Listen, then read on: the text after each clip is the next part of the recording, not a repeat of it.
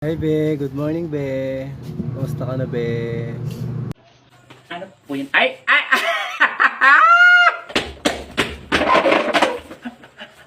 Ano yun? Be, pabiling Red Horse. Red Horse.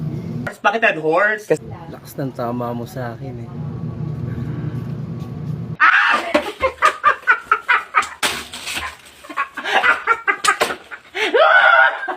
Ay, wala po kaming gano'n. Ay, bili na rin ng ano be, katol.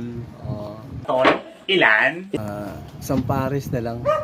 Parang ikaw at ako.